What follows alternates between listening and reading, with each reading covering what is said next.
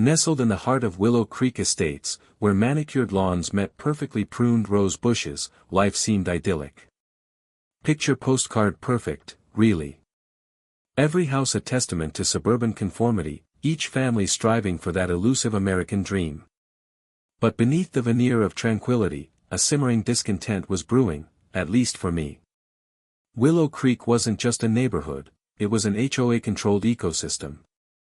Every blade of grass, every paint color, every holiday decoration was subject to the iron fist of the Homeowners Association, presided over by the infamous Karen Miller. Her reign was one of meticulously enforced bylaws and thinly veiled power trips, a constant source of irritation for many, myself included. Initially, I bought into it, hook, line, and sinker. The pristine lawns, the perfectly synchronized holiday lights, it all seemed worth the price of conformity. I even took pride in my own little patch of green, spending hours each weekend ensuring it met the HOA's stringent standards. But as the summer heat intensified, so did my water bill, an inexplicable surge that defied logic. That's when the first cracks appeared in my suburban paradise, the first whispers of suspicion began to snake their way into my mind, all pointing towards one person, Karen Miller, the self-appointed queen of Willow Creek. My lawn wasn't just a lawn, it was a canvas, a testament to my dedication, a green masterpiece meticulously crafted and maintained. I treated it like a living, breathing entity, each blade of grass deserving of my utmost care and attention. I aerated it religiously, fertilized it with precision, and watered it with unwavering commitment, all in pursuit of that perfect, emerald hue. The HOA guidelines were clear: lawns must be weed-free, uniformly green, and precisely 3 inches in height.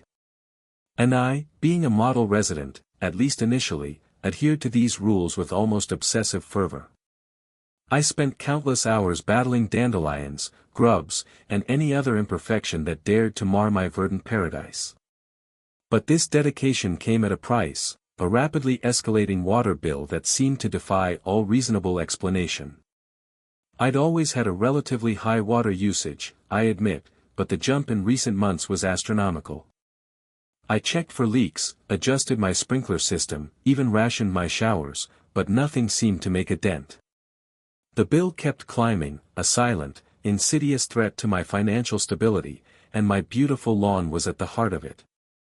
It was becoming less a symbol of pride and more a monument to my growing frustration and the nagging suspicion that someone, somewhere, was profiting from my efforts. The water bill alone wasn't enough to condemn Karen Miller, of course. Circumstantial evidence at best.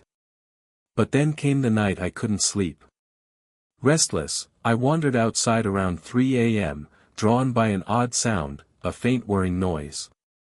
Following the sound, I crept along the edge of my property, careful to stay hidden in the shadows. That's when I saw it. A long, dark green garden hose snaking its way from my outdoor spigot, under the low-hanging branches of my prized Japanese maple, and directly onto Karen Miller's side of the property line. My heart pounded in my chest. I cautiously approached, confirming my worst fears. The hose was connected to my spigot, the water was running, and Karen's infernal, oversized inflatable swan was merrily bobbing away in her swimming pool, being filled with my expensively purchased water. Rage, hot and visceral, surged through me. I wanted to yank the hose off, confront her right then and there. But I hesitated. I needed proof. So, I did the next best thing, I took photos. Lots of them. Close-ups of the hose, the connection to my spigot, the water flowing, and, of course, the ridiculously gaudy swan. My quiet suburban suspicions had just morphed into a full-blown, evidence-backed case of water theft, and Karen Miller was about to pay the price. Armed with photographic evidence, I decided to approach Karen with a calm, reasonable demeanor. I wasn't looking for a shouting match, I just wanted her to acknowledge the theft and agree to stop.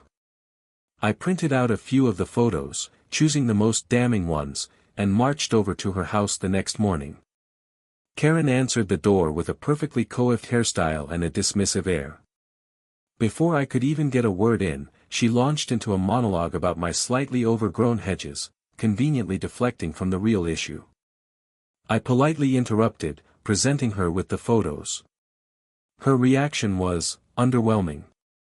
She barely glanced at the pictures, scoffing, "Oh, please. That old thing. I haven't used that hose in ages. Must be some kids messing around." I pressed her, pointing out the obvious, the hose connected to my spigot, the water clearly running, the fact that it was 3 in the morning. But she remained steadfast in her denial, her voice dripping with entitlement. "Honestly," she said, rolling her eyes, "I have better things to do than worry about your petty water bill. Maybe you should focus on your lawn, it's looking rather lackluster lately." That was it. The dismissiveness, the blatant lie, the thinly veiled insult, it all boiled over. My attempt at a polite resolution had failed spectacularly. I knew then that a different approach was needed, one that spoke a language Karen Miller understood, the language of consequences. The gloves were off. Karen's rejection of my polite appeal opened the floodgates for petty tyranny. The first volley came in the form of an official HOA notice, citing my unacceptably overgrown hedges, and demanding immediate corrective action, accompanied by a hefty fine. It was a direct shot, a blatant abuse of her power. Then came the lawn care violations. Suddenly, every stray weed, every slightly discolored patch of grass, was meticulously documented and reported. I received a barrage of passive-aggressive emails from the HOA, each one dripping with Karen's thinly veiled disdain. She even started leaving anonymous notes on my doorstep, criticizing everything from my choice of flowers to the angle of my mailbox. It was clear, Karen was using her position to make my life a living hell. The fines piled up, the emails became more frequent, and the notes grew increasingly ridiculous.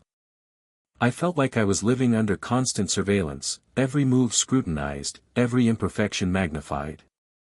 My once pristine lawn, a symbol of pride, was now a battleground, and Karen Miller was determined to win.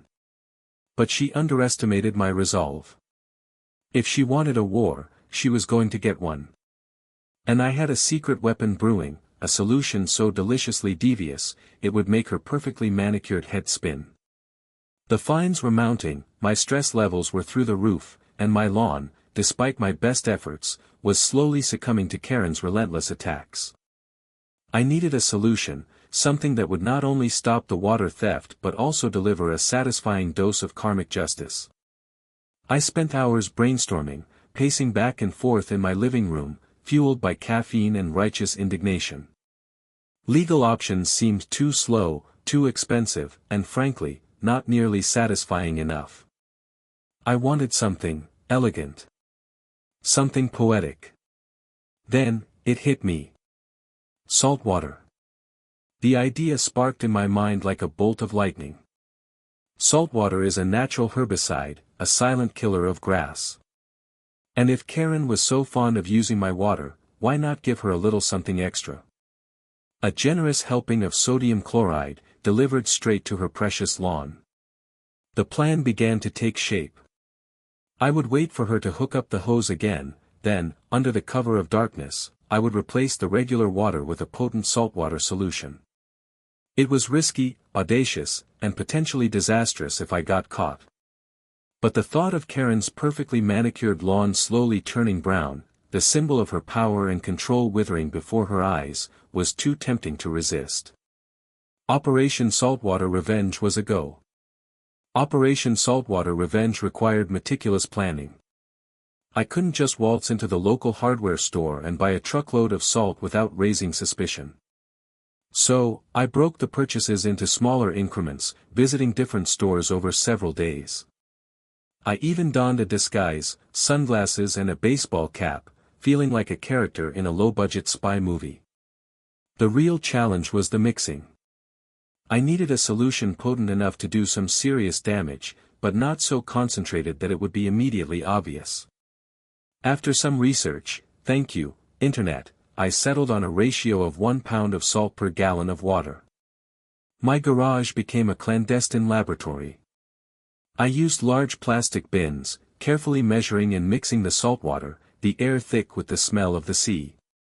It was exhausting work, but the thought of Karen's reaction fueled my determination. Of course, there were risks. If Karen discovered the saltwater, she could easily trace it back to me. And even if she didn't, the HOA could launch an investigation into the sudden demise of her lawn. I had to be careful, methodical, and above all, discreet. The success of my plan hinged on meticulous preparation and flawless execution. The clock was ticking, and Karen's lawn was about to get a taste of the ocean. The night of the execution was fraught with tension.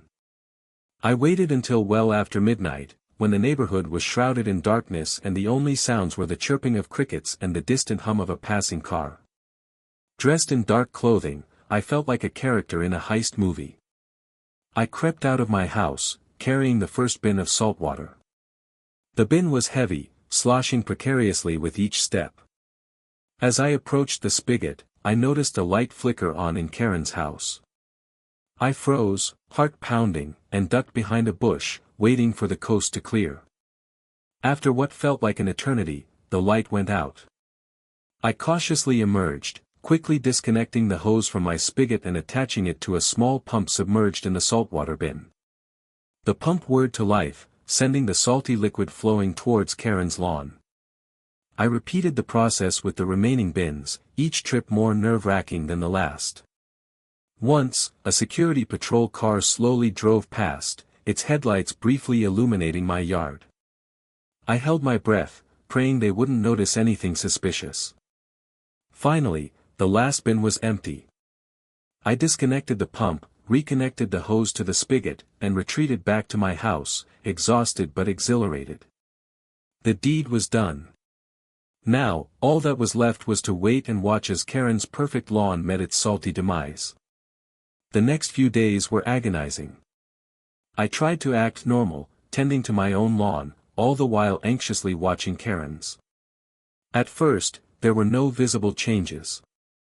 The grass remained stubbornly green, and I started to doubt if my plan had worked. But then, slowly, subtly, the signs began to appear. Small patches of yellow started to emerge, like blemishes on a flawless complexion. These patches grew larger, merging together, forming unsightly brown spots that marred the once perfect expanse of green. A wave of satisfaction washed over me. It was working. My saltwater solution was slowly but surely taking its toll. I imagined Karen's mounting frustration as she watched her beloved lawn wither before her eyes. I made a point of being outside whenever Karen was, subtly observing her reaction. She would pace her yard, examining the damaged areas with a furrowed brow. I could almost hear her muttering under her breath, trying to diagnose the problem. It was a symphony of schadenfreude, and I was conducting the orchestra. I knew it was only a matter of time before she realized something was seriously wrong, and I couldn't wait to see her reaction. The anticipation was almost as satisfying as the revenge itself. The Queen of Willow Creek was about to lose her crown, and her kingdom was turning brown. The eruption was inevitable.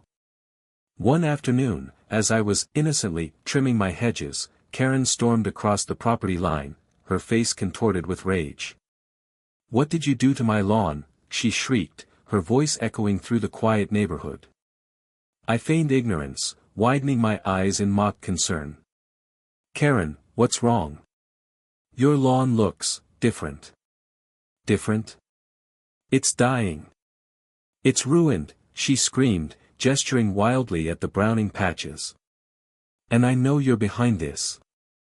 I played the innocent card, protesting my innocence with theatrical sincerity. "Karen, I would never do anything to harm your property. You know how much I value a well-maintained lawn." She wasn't buying it. "Don't play dumb with me. I saw you out here late at night. What were you doing?" I calmly explained that I had been checking my sprinkler system, concerned about the recent dry spell. I even added a touch of concern, suggesting that perhaps she had a pest infestation or a fungal disease. Karen, however, was convinced I was responsible. She accused me of everything from sabotage to eco-terrorism, her voice growing louder and more hysterical with each accusation. She even threatened to call the police, claiming I had poisoned her lawn. The confrontation drew the attention of several neighbors, who peeked out from behind their curtains, eager to witness the spectacle. Karen, oblivious to the growing audience, continued her tirade, determined to expose my supposed crime. But I was prepared. I had anticipated her fury, and I had my alibi ready. Now, it was time to put it to the test. With the neighbors watching, I adopted my most convincing persona, the helpful, concerned neighbor. "Karen," I said, my voice filled with genuine-sounding worry, "I think you might have a serious problem. Perhaps you should call a lawn care specialist. It could be grubs, or some kind of blight." I even suggested that the recent heatwave might be to blame. The weather has been so unpredictable lately. Maybe the grass just couldn't handle the stress. My performance was Oscar-worthy. I skillfully shifted the blame away from myself, planting seeds of doubt in the minds of the onlookers. Several neighbors nodded in agreement, murmuring about the harsh weather and the prevalence of lawn diseases. Karen, however, remained unconvinced. "Don't try to fool me," she snapped. "This happened right after I saw you sneaking around out here." I sighed dramatically. "Karen, I understand you're upset, but accusing me without any proof is just unfair. I was simply checking my sprinklers, as any responsible homeowner would." I even threw in a touch of self-deprecation. "I know I can be a bit obsessive about my lawn, but I would never intentionally harm someone else's property." My carefully crafted defense was working. The neighbors started to murmur amongst themselves, questioning Karen's accusations. Her anger, her lack of evidence, and my calm, reasonable demeanor were painting her as the irrational one. It was a masterful display of deniability, and I was enjoying every minute of it. The tide was turning, and Karen's reign of terror was about to face its greatest challenge yet. The next HOA meeting was electric. The air crackled with anticipation. Karen's lawn, or rather, what was left of it, had become the talk of Willow Creek Estates. The once envied green expanse was now a patchwork of brown and yellow, a stark contrast to the perfectly manicured lawns that surrounded it. Karen, predictably, used the meeting as a platform to reiterate her accusations against me, painting herself as the victim of a malicious attack. She demanded the HOA launch a full-scale investigation, insisting that I be held accountable for my actions. But the community's reaction was muted. Several neighbors, emboldened by my earlier performance and Karen's increasingly erratic behavior, voiced their doubts about her claims. They pointed out the lack of evidence and suggested, once again, that natural causes were more likely to blame. I sat quietly, observing the proceedings with a subtle smirk. I didn't need to defend myself, the community was doing it for me. I simply added a few carefully placed comments, expressing my sympathy for Karen's situation and reiterating my innocence. The meeting ended without any concrete action. The HOA decided to defer the matter, citing the need for further investigation. But the damage was done. Karen's credibility was shattered, her authority undermined. The community, once blindly loyal, was starting to question her judgment, and her power was beginning to wane. The salt had been spread, and now it was eroding more than just her lawn. The HOA's further investigation was going nowhere, and Karen was becoming increasingly desperate. That's when I decided to introduce my secret weapon, Bob, a friend from college who, for the price of a few beers and a pizza, agreed to play the role of a certified lawn care specialist. Bob arrived in Willow Creek Estates dressed in convincing work clothes, complete with a clipboard and a serious demeanor. He spent a good hour examining Karen's lawn, taking soil samples and muttering about various lawn diseases. Finally, he addressed the concerned neighbors who had gathered to witness his expert assessment. "Well, folks," he announced, "the diagnosis is in. It appears we have a classic case of saltwater damage." Karen gasped, turning to glare at me, but Bob continued, oblivious to the simmering tension. "The soil salinity is off the charts. This level of salt concentration is definitely not natural. He carefully avoided making any direct accusations, instead suggesting possible causes such as accidental overspray from a nearby road de-icing operation or a previously unknown underground saltwater deposit. Bob's expert testimony added a layer of credibility to the theory of unnatural causes, further undermining Karen's accusations and solidifying my position of innocence. The neighbors, impressed by Bob's professional appearance and technical jargon, nodded in agreement. Karen's face, however, was a mask of fury. She knew she was being outmaneuvered, and there was nothing she could do about it. The saltwater incident, coupled with Karen's increasingly erratic behavior, marked the beginning of her downfall. The community, once intimidated by her authority, began to see her in a new light, as an unreasonable, vindictive tyrant. The petty fines and lawn care violations she had so readily issued were now viewed with suspicion. Neighbors whispered about her abuse of power, her blatant favoritism, and her tendency to micromanage every aspect of their lives. A petition was circulated, calling for a vote of no confidence in Karen's leadership. The response was overwhelming. Even some of her staunchest supporters, disillusioned by her recent actions, signed the petition. At the next HOA meeting, the vote was held. The result was a resounding defeat for Karen. She was stripped of her presidency and replaced by a more moderate, level-headed neighbor. Karen's reign of terror was finally over. Her reputation was in tatters, her authority diminished, and her beloved lawn was a constant reminder of her humiliating defeat. The Queen of Willow Creek had been dethroned, and the community breathed a collective sigh of relief. But the story wasn't quite over yet. I still had one more act to perform, a final gesture of, well, perhaps not forgiveness, but at least a semblance of closure. Seeing Karen's lawn in such a sorry state, a constant reminder of her humiliation, I felt a pang of something akin to guilt. Okay, maybe not guilt, but perhaps a sense that I had taken things too far. I had achieved my revenge, but at what cost? The feud had poisoned the entire neighborhood, creating an atmosphere of distrust and animosity. So, I decided to extend an olive branch, albeit a subtly delivered one. Under the guise of testing my new sprinkler system, I strategically aimed a few extra bursts of water towards Karen's parched lawn, knowing that fresh water would help leach out the salt and promote new growth. I also, accidentally, left a bag of premium grass seed near the property line, hoping she would get the hint. I never directly offered her help, but I made it clear, through my actions, that I was willing to let bygones be bygones. Slowly but surely, Karen's lawn began to recover. New blades of grass sprouted, filling in the barren patches. The emerald hue returned, albeit not to its former glory. I never received a thank you, or even an acknowledgement, from Karen. But I noticed that she stopped glaring at me, and the passive-aggressive notes ceased. Perhaps, in her own way, she understood my gesture. Willow Creek Estates gradually returned to its former state of suburban bliss, though the memory of the saltwater incident lingered like a salty aftertaste. And while I never admitted my role in the lawn's demise, I learned a valuable lesson about the limits of revenge and the importance of restoring harmony, even in the most meticulously manicured of neighborhoods.